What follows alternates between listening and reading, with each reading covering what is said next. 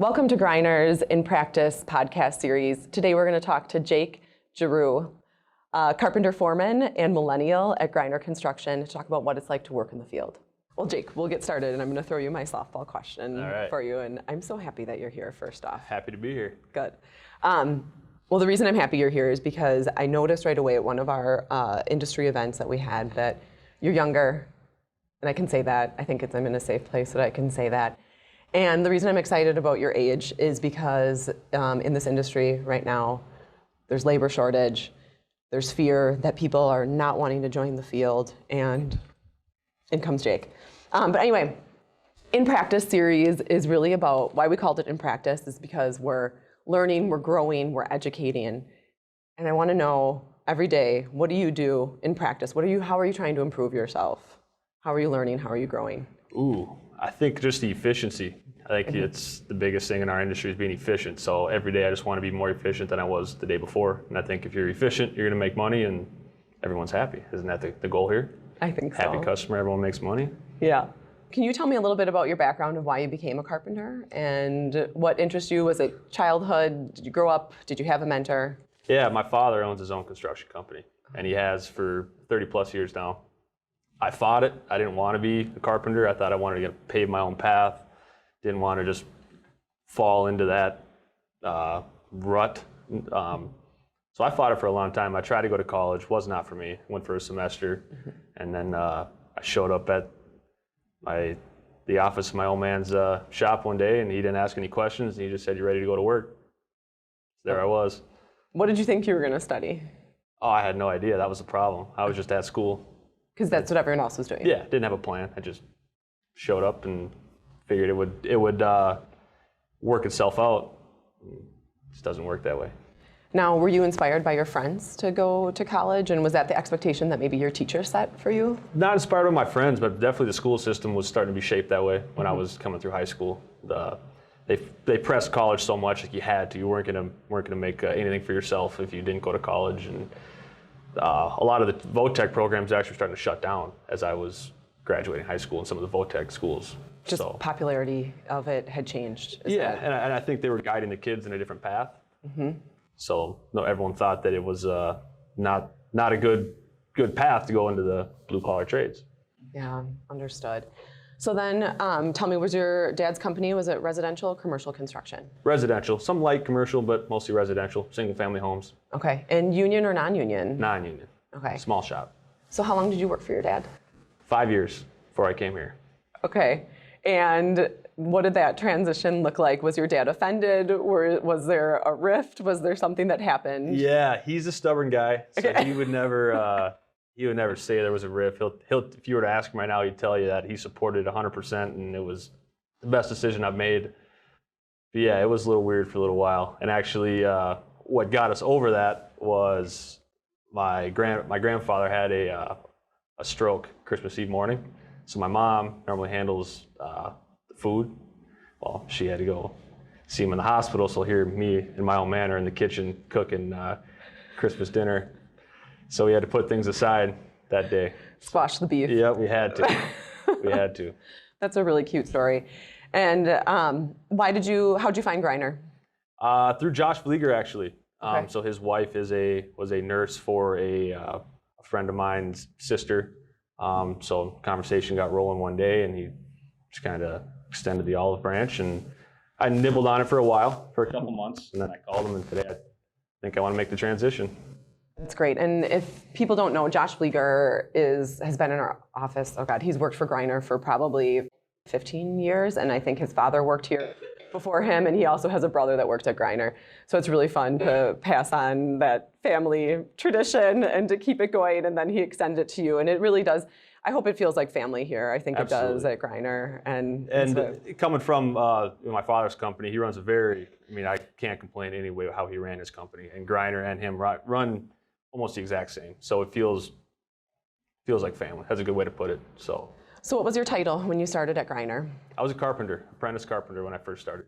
Okay, and then you go through the union process, Yeah. right? And what does that look like?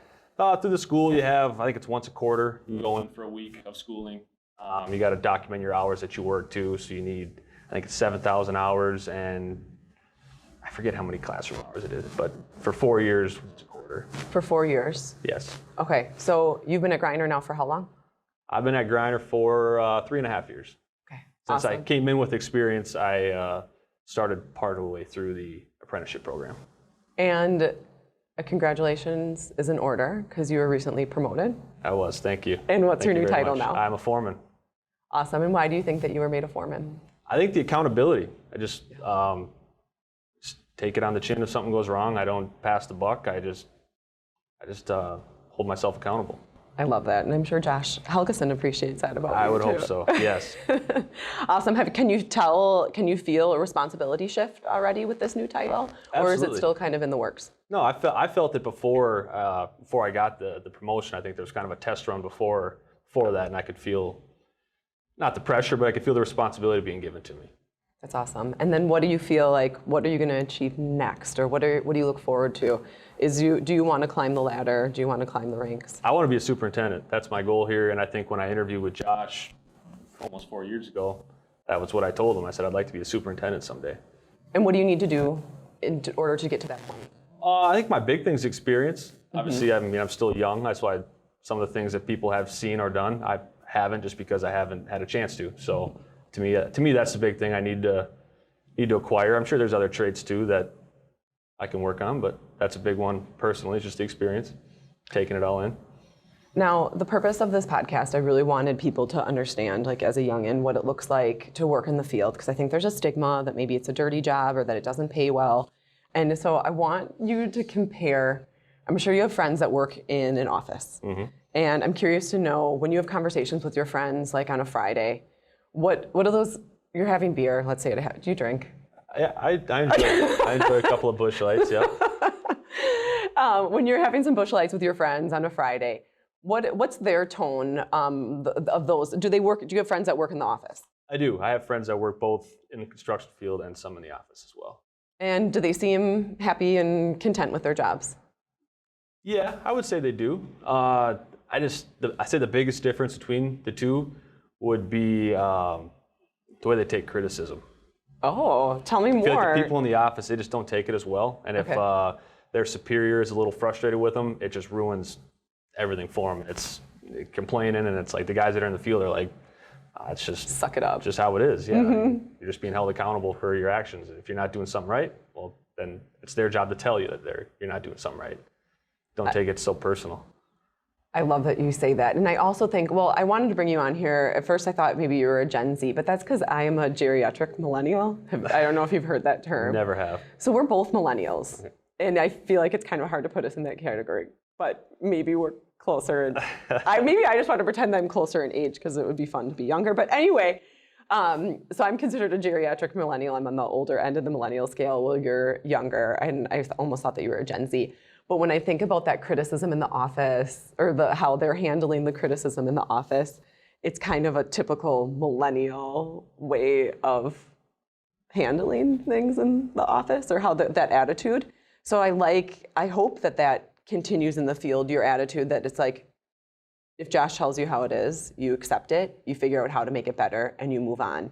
Where I think millennials a lot in the office they want praise, they want to feel good, they want continuous And there's a lot of hand-holding. Yeah, well, they said this, and I'm trying to read between the lines on what they might have meant. Where the guys that, like me and work in the field, it's like, we don't like to read between the lines. Tell us exactly how it is, so we're not trying to guess, and it's just cut and dry. Yeah, there probably shouldn't be any guessing in the field. Nope.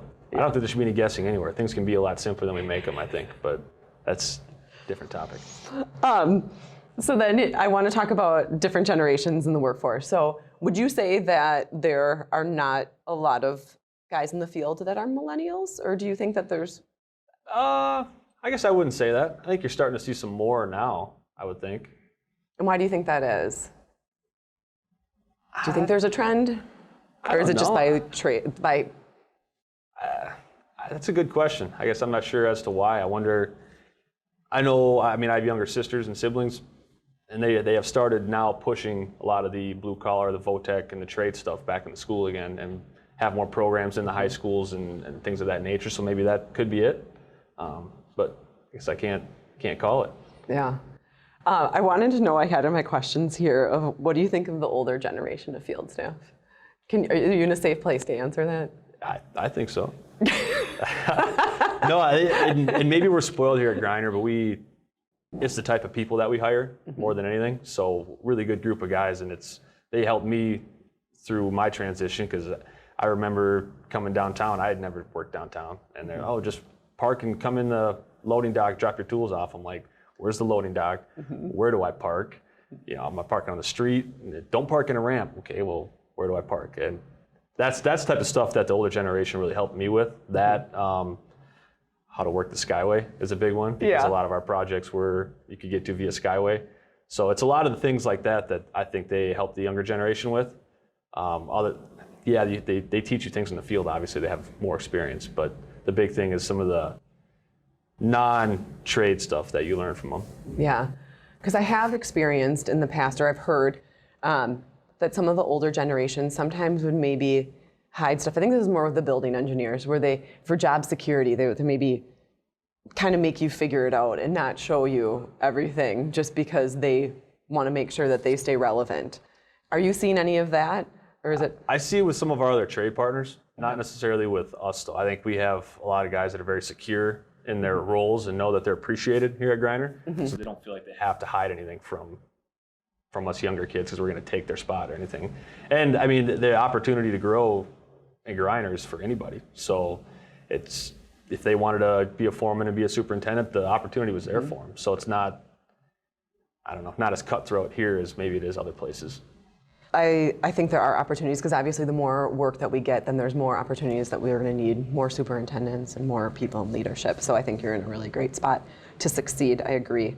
I want to know, what does a typical day look like for you? So I'm in our ground up division, so I don't necessarily deal with as many as our carpenters as some other foremen will. But if they're on our site, then they're under my supervision, just to make sure they're on task and doing things efficiently. And the quality is there. That's the big thing. And then it's just working with our trade partners, a lot of their foremen, just making sure that things are being built according to plan, but also keeping the flow of the project, which is huge. I mean, in any project, but when you get into these apartment buildings, making sure they can hop right to the next part of the project without having to leave or anything like that. Yeah, stay efficient. Exactly. Right. Okay, so what time does your alarm go off? 5 o'clock. And what time are you in your car? A little after 5:30. Okay, I'm always jealous of guys working in the field where your get ready time is there's no makeup, there's no ironing your outfit. Well, grab breakfast. You had brought up the dirty job. I wanted to comment on that, 'cause I think I don't like that stigma that comes with it, because yes, you're going to get dirty sometimes. I mean, I leave, I'm dirty, you got sawdust, you got caulkings and silicones and all that stuff. But what drives me nuts is when, like, a plumber at a gas station this morning, right?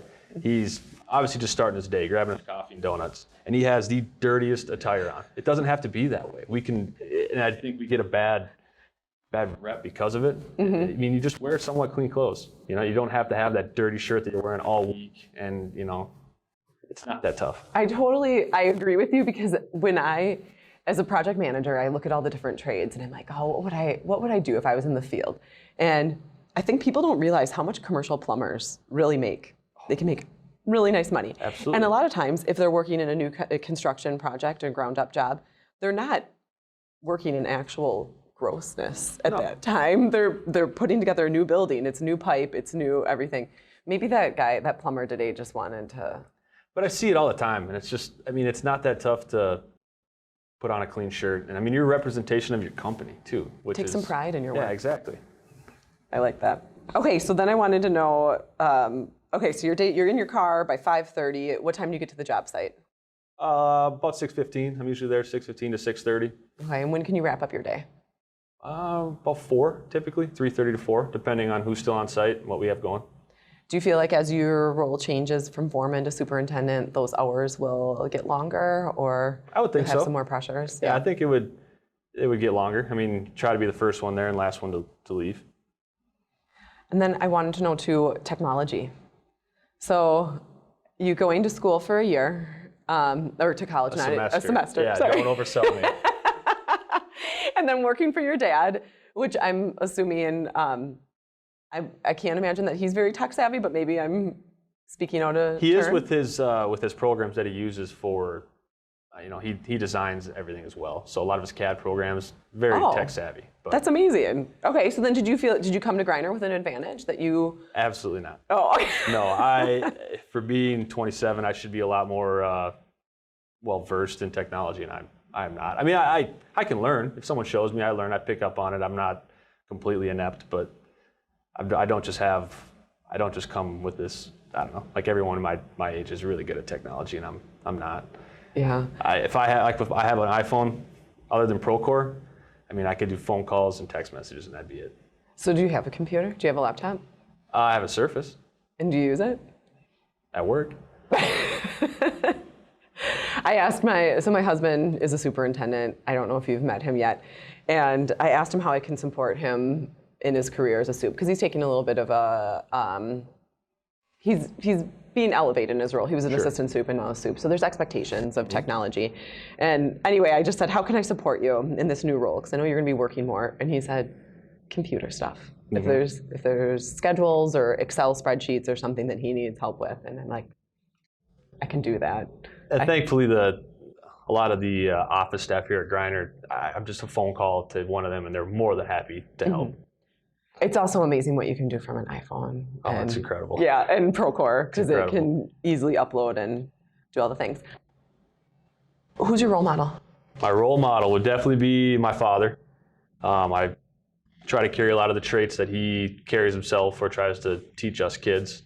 So I follow him quite a bit.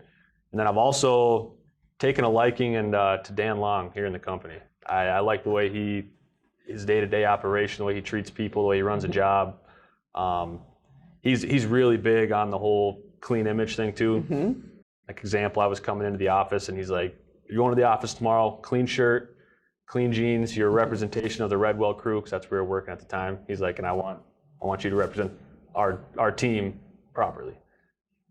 So those would be my two, not Josh Helgeson. Hi, Josh. Or you can say that because Josh is in the room right now, and we like to razz Josh, which is fun, but we'll get to him next. Actually, I want to go back again to when you're drinking Busch Lights with your friends that maybe work in an office job. Do you guys ever talk about salary or pay? Not too often. To me, that's a personal thing. I don't know. They all seem to be fine in their lives. So they all have houses and cars and things of that nature that they don't seem to be struggling to pay for. Do you have a house and a car? I have 2 vehicles, and I'm in the house search right now. Congratulations. That'll be fun. I'm probably going to amp it up a little more next summer, let things kind of come through the winter, but Yeah, the housing market was a little bit crazy. I'm in the starting blocks. So you feel like when you're hanging out with your friends that you can compare as far as, keeping up with the Joneses. Like you can take vacations just like they can. And Yeah, especially here at Greiner, the union, I don't think in our contract has a set we have a vacation fund, but no like designated time off. Like you get 2 weeks No a year PTO. or anything like that, right? But with Greiner, they've always preached that. Hey, take the time to be with your family. Go take some time for yourself. No days off are really ever denied as long as you don't abuse it by any means. Then you might get a funny look. But other than that, they've always encouraged it, which is great. 'Cause especially as a younger person, you're always kind of afraid. Like, ooh, 2 months ago I took 2 days off. Can I take a little time off now? And it's never been an issue here. It's actually encouraged, which is back to where we started with the whole family feel. yeah, you need to have, I think, that work-life balance is important to be successful Absolutely. in your job. So. And I think that's another with the younger generation. They think when they get into the trades that they won't have that they're going to work 10 hours a day every day, sometimes on the weekends, can't take time off. It's not true. Yep. And part of that's the company you work for. Yeah, the type of culture, Absolutely. right? What's one of the biggest lessons that you learned here or on the job site that you're like, oh, I'm never going to do that again? Oh, I probably got a couple. I just don't know which ones I want to share. We can edit it out if needed. Shoot. Can we come back to that? Yeah, we can come back to that. I'll tell you mine if this might help make you feel better. So I bid a job for, I was estimating a project for a newer client. It was a restroom remodel. And I had the spreadsheet and I was feeling really good about it. And I forgot to bid drywall. Yeah, and That's tough. And, it was because it was an existing restroom. So you demo stalls and all the thing and the sinks and stuff. And I didn't think about the fact that they were going to have to demo, and we had to put in new plumbing. So basically, Sure. like the drywall from the mid wall down. Carriers and everything. Yeah. And so. Well, then I guess I have one. And it's, I never did that again. Right. And it's, to me, it was when I first started here and I was starting to get more responsibility. It was you want to try to be friends with everyone in some of the trades, and then you get friendly with them, and then you're afraid to hold them accountable for. So that happened where the painter had paint all over the floor, and I was kind of like, do I say anything? Do I not? And then I let him leave, and then it was a mess. It was not good. I ended up cleaning some up, and then of course I didn't get it all. It was an overnight project too, so I couldn't just like run to Home Depot to get proper tools, and yeah. Good when for I should have just sat there and been like, nope, you're not leaving until you clean up after yourself. So it's a good rule. I like that because, I mean, it's one thing to be, friendly, but you can be friendly, but you can just be their boss or Right. run the field or Absolutely. run the job as you're supposed to, and that makes you probably a little more respectable. Or, so I'm sure they get it. They need to do their job. They need to be accountable for their and mess. they understand, like, I don't hold grudges. So like if I kind of bark at you or get on you about something, I probably forgot about it 5 minutes later. I have a job to do, as do you, and I have people above me that will hold me accountable. So therefore, I'm going to hold everyone on site to the same accountability. Anything? I went through all my questions. Jake, is there anything else that you feel like you want to add to the conversation that you want people to know about what it's like to be a carpenter foreman? No, just that the opportunities are there. Yeah. Especially in our field, there's obviously the labor shortage like we talked about, but I would encourage anybody to get into it, because even if you don't think you want to be in construction, if you come in and you work in the field, you might not learn what you want to do, but you might learn what you don't want to do, which I think is equally as important as trying to find your career. Hey, I don't want to be a carpenter. I tried that for a few years. All right, perfect. Yeah, but maybe I want to be an estimator. Absolutely. Maybe I want to be a project manager and still be a part of the team. Or even some of with us, especially with being in the TI side, you might be working in these different office spaces and realize one of those customers, that's what I want to do. So then you maybe go to school for that or veer off, and there's your career. I want to add, because you bring up a good point, that the opportunities are out there. So if you were a 20-something, or actually whatever age, and you want to get into the field, you want to be a carpenter, what would someone do? What does that look like? Well, if you're looking to go union side, there's opportunities all over the place, union, non-union, and they're everywhere.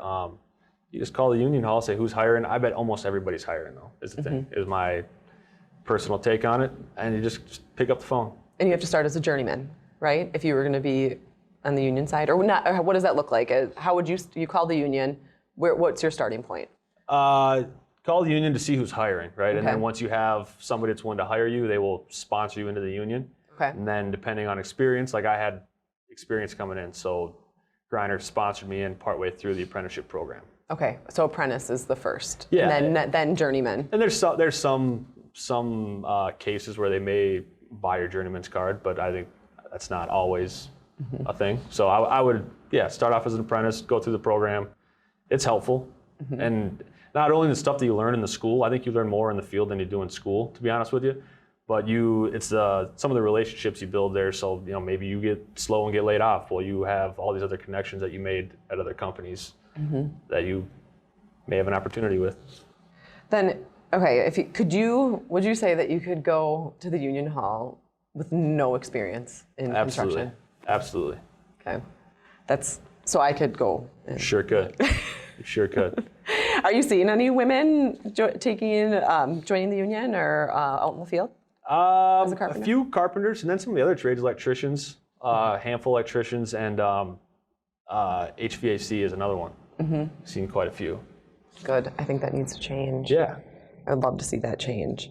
I asked my electricians about that. So I thought, okay, plumber would be a great field position, carpenter obviously too, but then electrician. I thought, you're working in the building when it's enclosed. Yes. You're out of the elements. For you in the ground up world, you're in the elements. Like you're in the cold, you're in the heat. Do you think that'll ever change, that you'll decide to become a TI interiors guy, or do you think you'll? I want to rough be it? well-rounded enough that I can. So if I don't have a project and I get the call, hey, I need you to go take care of this one, I want to be well-rounded enough that I can take care of it without issue. But I really like the ground-up side of things. Yeah. It's just where I got my roots with my old man, even though it was much smaller projects. But there's just so many different layers to it. You know, and I give the TI guys a lot of credit. I don't know how they run all these projects on a 12-week schedule. Miracles. Yeah, it's impressive. I tip my cap to them. I tip my cap to them.